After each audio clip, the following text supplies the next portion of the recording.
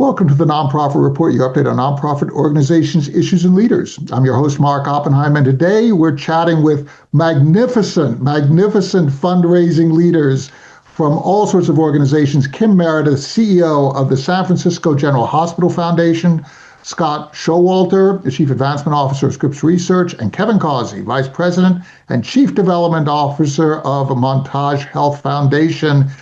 So thank you all for joining us. And Kevin, let's jump right in with you in terms of just fundraising. Could you just quickly, and then we're going to go around to Kim and to Scott, just give us a little taste of your various fundraising experiences, because you've done a lot of different types of fundraising, and now you're working with Montage Health. Kim, you too. Scott, you as well. Let's just sort of get a lay of the land in terms of what that geography looks like in terms of your own career arc. Oh, sure. So I spent most of my life in the performing arts and raised money for a couple of theater companies that I'd started, jazz festivals, film projects, and I realized early on that if I was going to be a producer of any of these things, I'd better learn how to raise money to do them. Right. And so I kept my teeth in the arts for a long time. And the pivot to healthcare was, frankly, a kind of a random left turn. The St. Francis Foundation in San Francisco was looking for a new president. And a friend of mine who does what you do, Mark, suggested me. And I thought she was out of her mind because I knew nothing about hospitals or healthcare at the time. And she thought that kind of fresh perspective would be helpful to them and to me. And lo and behold, 15 years later, here we are, and I absolutely love this world and love the work. And Kim, we've worked together as well, and you also look for people with different types of experiences. You're not sort of sitting in a pigeonhole saying that it has to be this one narrow field. Talk a little bit about how you came to that perspective that we've learned so well. My career has been a cross-sector career. So I graduated from Stanford in economics and worked for AT&T for my first decade, and then as a volunteer. So I'm always encouraging people to volunteer where they're very mission focused. I was a board member, led a merger, and then was recruited to be chief operating officer of that organization, Planned Parenthood Golden Gate. Subsequently moved on from being COO and over the development operation to the national office as chief development officer, then on to Stanford University to lead a research center on philanthropy and civil society to build the field of philanthropy and the nonprofit sector and publish the Stanford Social Innovation Review.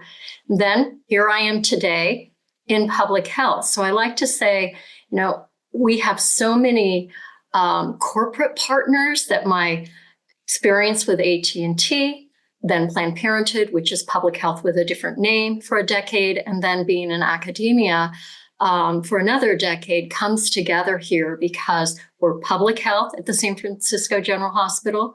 All of our physicians are UCSF, academia, and research, and some of our largest supporters are corporate support. So I look for people who have mission alignment, and I can teach them that next 10 or 20% of the skills.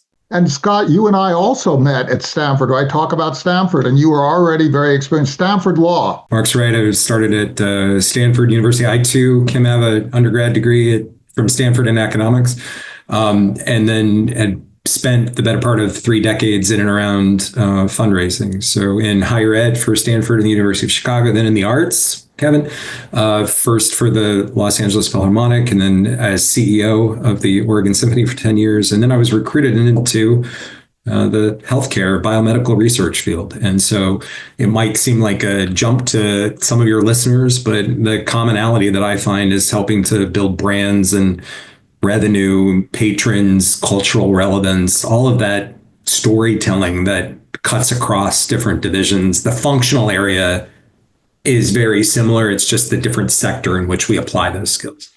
But despite the fact that you all have done a lot of different cross-sector work, this is not a generic skill set. So Kim, let's talk a little bit about fundraising, because it's part art, it's part workflow, right? Organized workflow systems and so on, very systematic.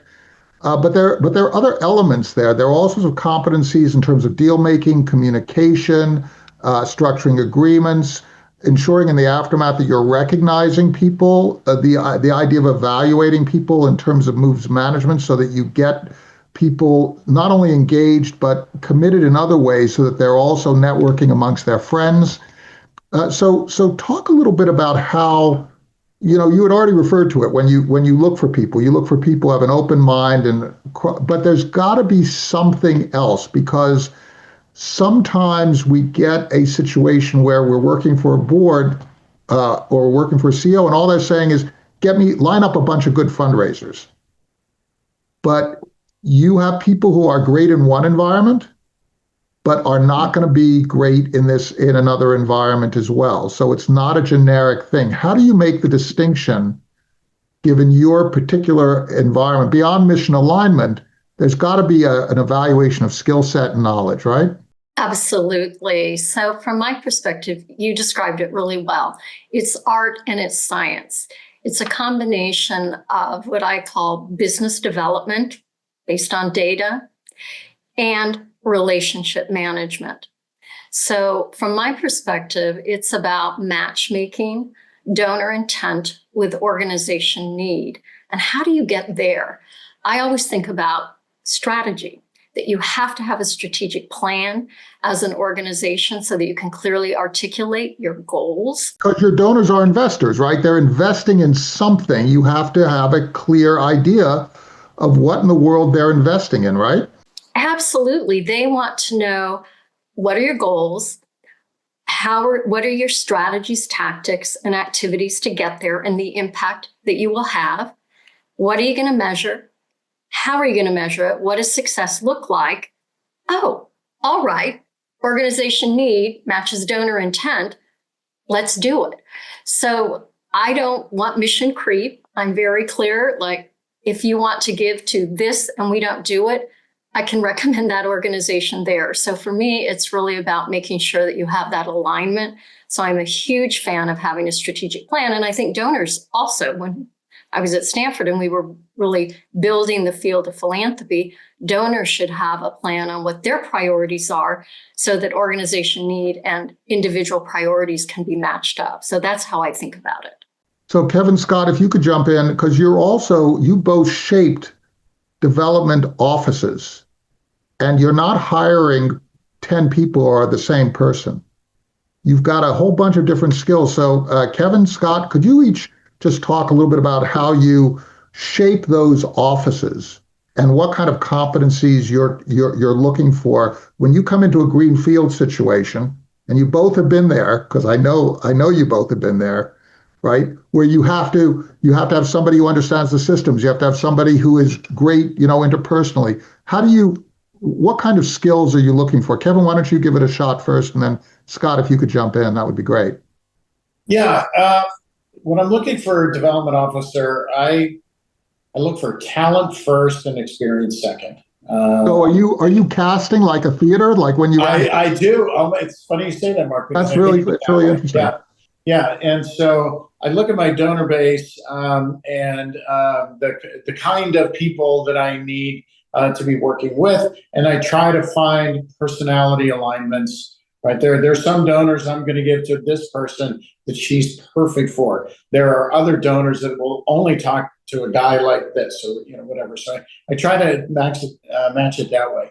The two skills that are paramount for me when I'm bringing somebody on, the ability to listen deeply, and they have to be utterly methodical, right, in their approach to the work. So if either of those two things falls down, the whole thing falls down, right? So if I'm a really charismatic person, but I don't have the organizational skills and I'm not methodical, right? If I'm entertaining, but I can't lock it in. You can't lock it in. You can't. You don't know what a real move is, right? You're not thinking through. Okay, I'm swirling in stewardship.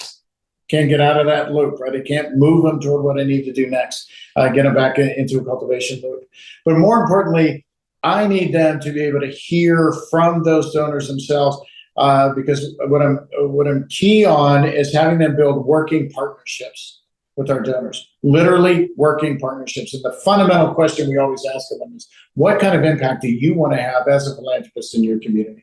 And are we an appropriate partner to meet your need? So Scott, when you're not from a theater background, are you also doing a casting call when you're building your department, or do you think about it differently? Yeah, to that, Mark, I would answer yes and. So I'm doing the theater casting and actually even role plays in interviews. I'll just sell me the item that's on your desk kind of thing. And I want to kind of hear how they're thinking about things and how they're responding, how they're listening, as Kevin points out. Those are for frontline fundraisers, that sort of skill set. They don't necessarily need to be extroverts versus introverts. They don't need to be from the field originally, but they do need to have some facility in language and connection and be personable. And that's usually pretty easy to tell off the bat. The balance too then is, for you talking about an entire team's capabilities on the operations, the back end. I don't mean that in any kind of derogatory way. The function that helps all of us to be able to raise the kind of money that we do. It takes a balance, and that balance, I think, varies if you're at a much larger institution like a big research university or a smaller one. The number of frontline fundraisers to the kind of the operation staff, that ratio may vary. And so when I think about a whole balance, you want people who are experts in the functional areas to which they're assigned, but then you also want to look at the collective and how you're going to achieve your goals, because the kind of strategic planning that Kim's talking about is necessary only if you have the right kind of team that can execute. That's really interesting. So you're not specifically drawing a sports analogy, but I will. So what you're saying is that, or even a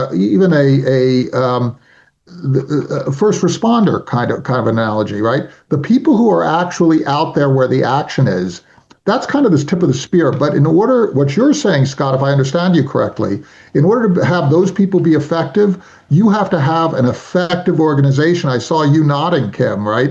You have to have an effective organization, which means you have to have the systems, you have to have, the data has to be correct, you have to have it all structured so that people can follow. You have different team members, they can follow the workflow all the way through to the award ceremony that recognizes a major donor for their long-term commitment, right, Kim? You have to have all that.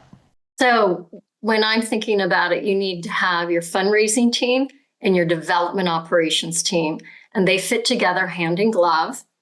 And that's the only way you can really have effective portfolio management. So there's also different skills that I'm looking for when I'm looking for a major donor fundraiser, somebody who wants to do direct response, whether that's online, mail, social media, and somebody else who's working with institutional funders. So those are very different types of skill sets and individuals who typically gravitate towards those roles. So I think all of that, or even yet somebody different in terms of approach with corporate funders.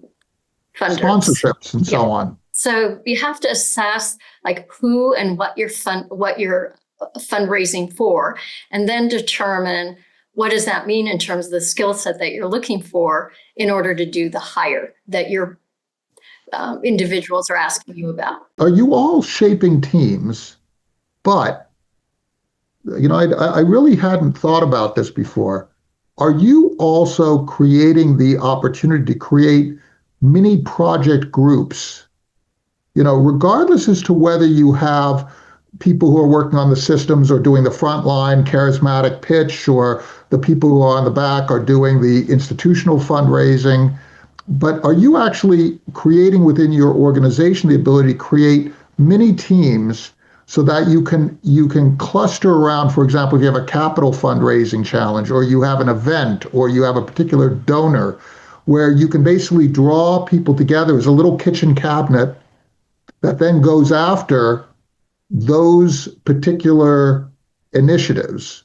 Kevin, are you also doing that? Are you basically breaking your organization in part and not being rigidly held to whatever the chain of command is that you yourself might have built, so that you can also be opportunistic?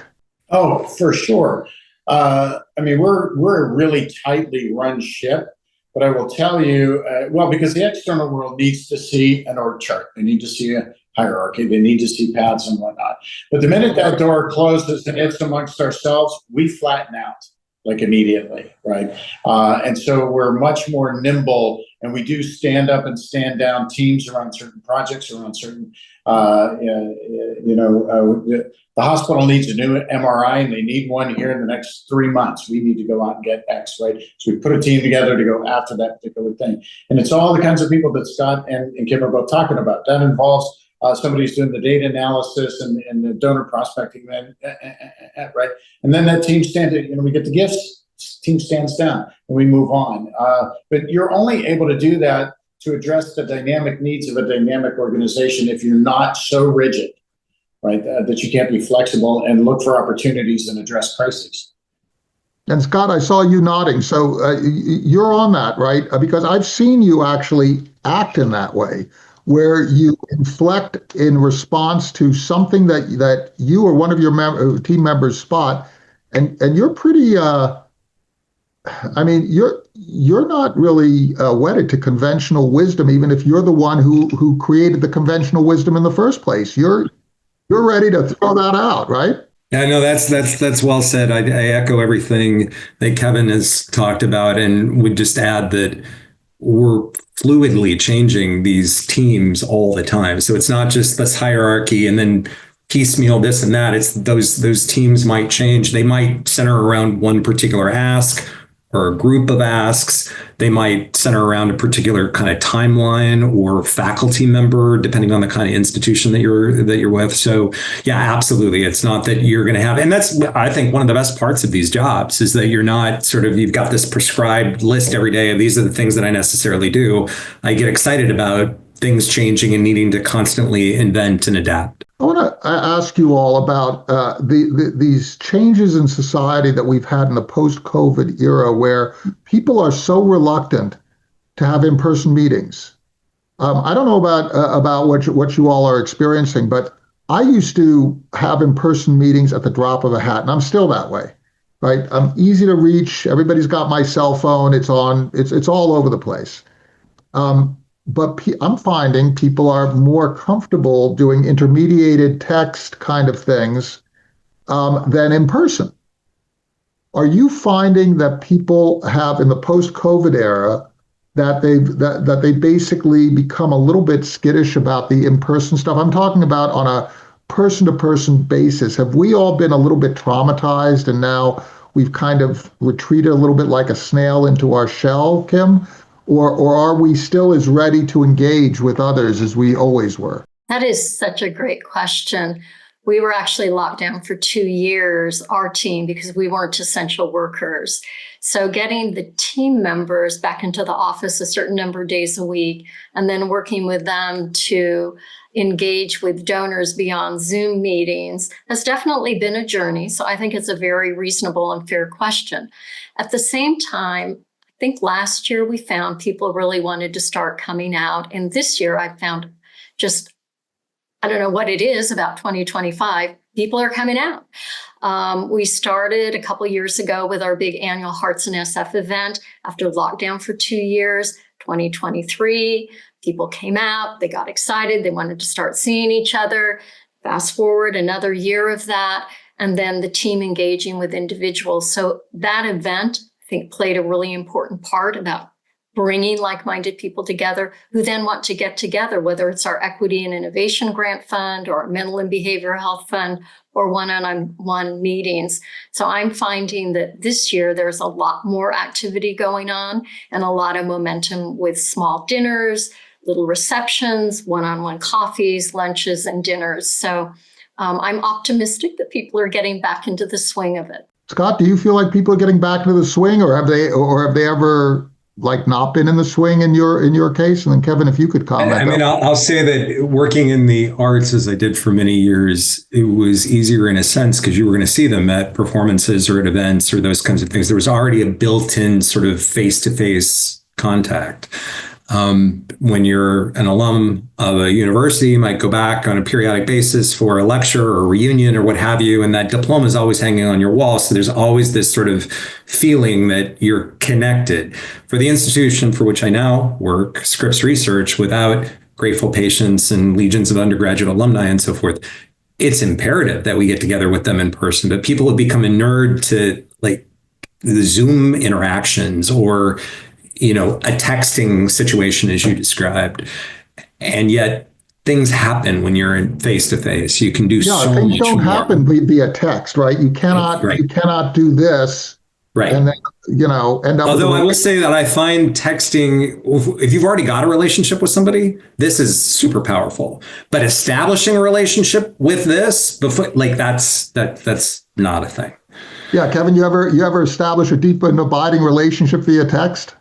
Oh, for sure. I do find for some of my folks, they're a lot more intimate, honest, open, and clear via text, and may freeze up in a meeting. And no, I've made. I really try not to, but I have made major asks via text because because at least do I need to ask you for what I need to ask you here? Because we can't get together, and they tell me yes. What's on your mind?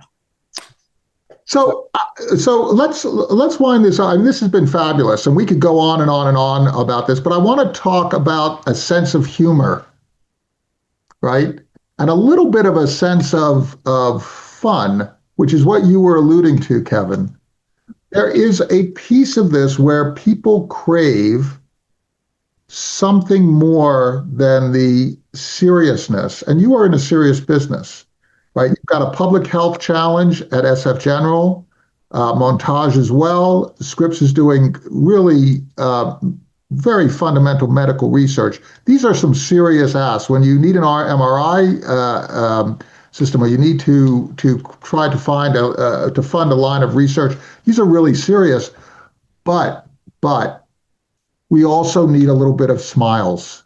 Kim, when you're hiring people, how do feelings, empathy, and I'm not talking about the serious empathy of the frowny face, which we have some very serious things going on in our lives, but I'm talking about just trying to figure out how to make this very serious stuff bearable and fun.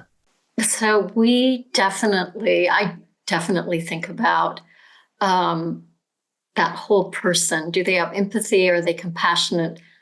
But do I also want to just have a conversation with them and have them in the office and work with them on a consistent? Will they wear well, right? Because the donors are going to have to like the people, right?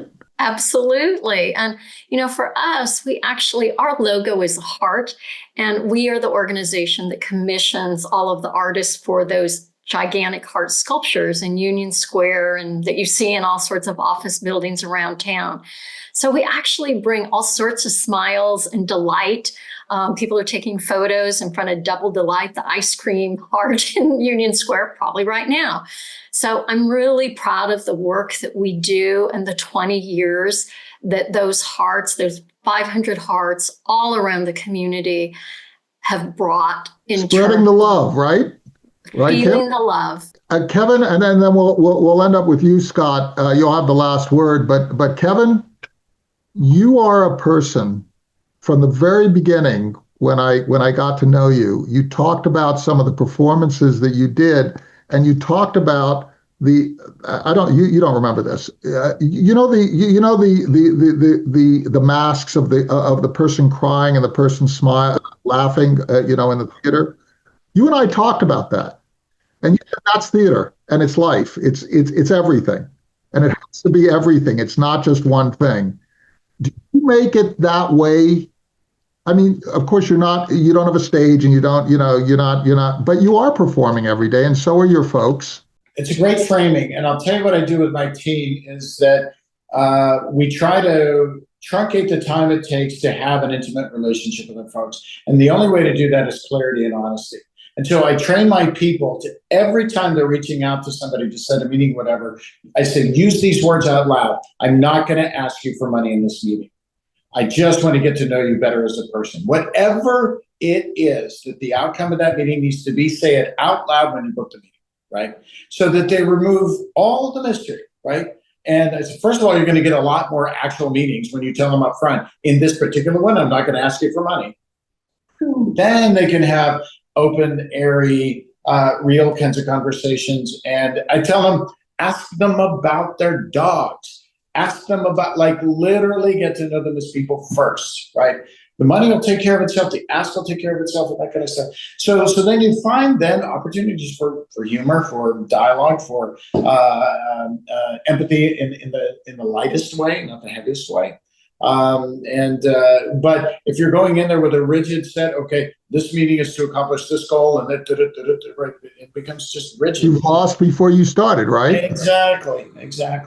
Yeah. So Scott, are you also on board with the make friends first, get to know the person first before you try and create some sort of a whole thing to do? Absolutely. I mean, you don't have to be best friends with everybody, but you do have to establish a connection. I mean, ultimately, I think people give to people not necessarily for that person, but because of a connection, a relationship. The mission must absolutely be there, and you need to have the kind of team that we're talking about and the right people and the right messaging and so forth. But ultimately, if you've got all the right markers, but donors just don't want to talk to the person on the other side, whether it's via Zoom or in person, like, you're not going to get anywhere. So that's absolutely fundamental. You know, the thing that strikes me is that we spend all day talking with, well, yourselves. I mean, we got to know each other professionally, right?